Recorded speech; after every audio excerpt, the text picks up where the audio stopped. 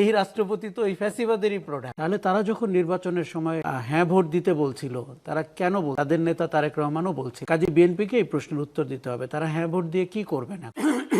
আমি বেশ গলাটা পরিষ্কার করে নিলাম, কেননা নতুন সংসদ অনেক চমক দিচ্ছে এবং আগে আমাদের অভিযোগ ছিল সংসদটি মৃত এবং মৃত ব্যক্তিরা সেখানে বসে আছেন, তারা প্রায় ঘুম থেকে জেগে উঠে জানতে চান যে আমরা বিরোধী দল না সরকারি দল, আমাদেরকে বলে দিন। এখন ঘটনা হয়ে গেছে, আমরা চেয়েছি যে প্রাণবন্ত সংসদ হোক, যুক্তিপূর্ণ মানে বক্তব্য হোক, প্রতিবাদ হোক, সবই হতে পারে, কিন্তু এত অল্প সময়ে এত ঘটনা ঘটছে যে এটি নিয়ে মন্তব্য করতেও আমাদের একটু মানে বেগ পেতে হচ্ছে।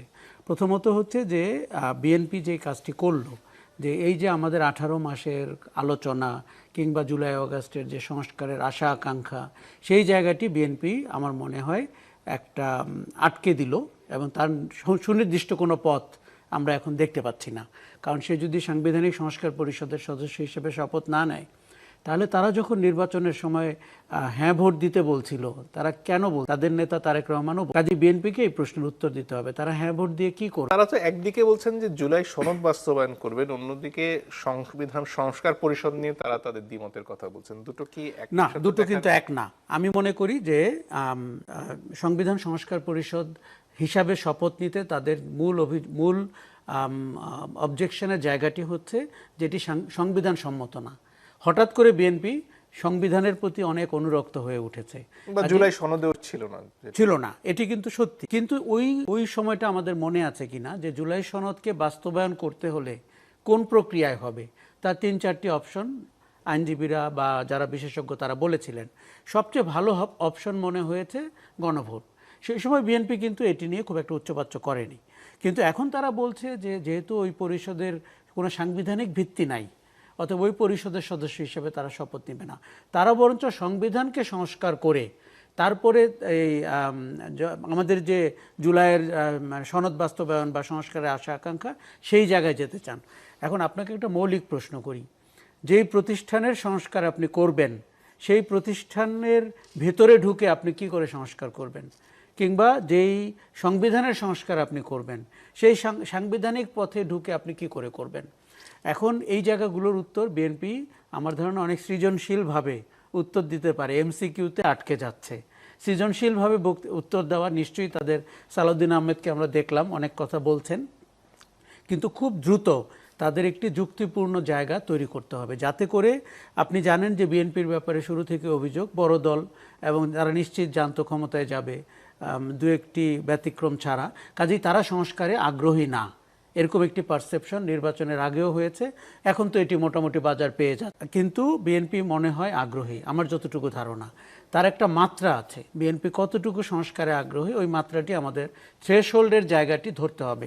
এখন দেখুন, আমি যদি মোটা দাগে 10টি বড় সংস্কারের কথা বলি, তার কমে হলে কিন্তু বাংলাদেশ রাষ্ট্র বা তার জনগণ মেনে নিবে না যে এটি সংস্কার হয়েছে। যেমন দেখুন, আপনি সংসদের উচ্চ কক্ষ নিম্ন কক্ষ করবেন, এটি তো আপনাকে একটি সাংবিধানিক সংস্কার পরিষদের সদস্য হওয়া ছাড়া এটি আপনি সংবিধানে কি করে, এই যে মৌলিক প্রশ্নগুলো, অথবা আমরা যে বারবার বলছি প্রধানমন্ত্রী রাষ্ট্রপতির ক্ষমতার ভারসাম্য হবে, 70 অনুচ্ছেদ সংশোধন করা হবে, সাংবিধানিক প্রতিষ্ঠানগুলোতে নিয়োগের একটি নীতিমালা তৈরি হবে, যাতে বাংলাদেশের অপার ক্ষমতার অধিকারী প্রধানমন্ত্রী এই সব প্রতিষ্ঠানকে তার দলীয় লোক দিয়ে ভরে ফেলতে না পারেন। কাজেই এই সংস্কারের জায়গাগুলো বিএনপি একটি সন্তোষজনক সমাধান দিতে হবে। এখন আপনাকে আরেকটি জিনিস বলি, বিরোধী রাজনীতির মূল হবে সংস্কার। আগামী 5 বছরও তারা টানতে পারে। তারা যেভাবে রাষ্ট্রপতিকে প্লাকার্ড দেখিয়েছে সেভাবে বিএনপিকেও প্লাকার্ড দেখাতে পারে যে জুলাইয়ের ব্যাপারে তাদের বেইমানি স্পষ্ট হয়ে যাচ্ছে।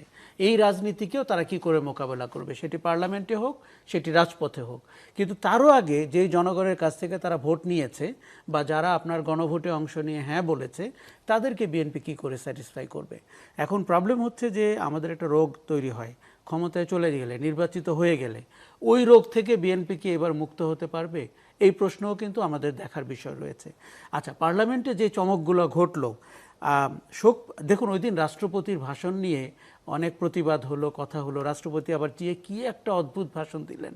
উনি মৌসুমী বাতাসের মতো একজন লোক, ব্যক্তিত্বহীন, নৈতিক অবক্ষয়ের শিকার, এই যে তার ভাষণ, কিন্তু রাষ্ট্রপতিদেরকে আমাদের এর চেয়ে বেশি কিছু করার থাকে না লিখে দেওয়া ভাষণ তা থাকে না। মন্ত্রিসভা মন্ত্রিপরিষদ থেকে লিখিত দেওয়া হয়, কিন্তু আপনার তো ন্যূনতম মানে আপনার নিজের প্রতি রেসপেক্ট থাকতে হবে।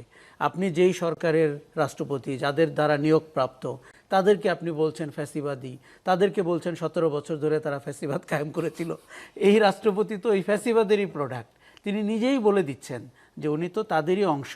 হয়তো সৌভাগ্যক্রমে কিংবা দুর্ভাগ্যক্রমে উনি পালিয়ে যাননি বা যেতে হয়নি এবং বঙ্গভবনে বসে আছেন।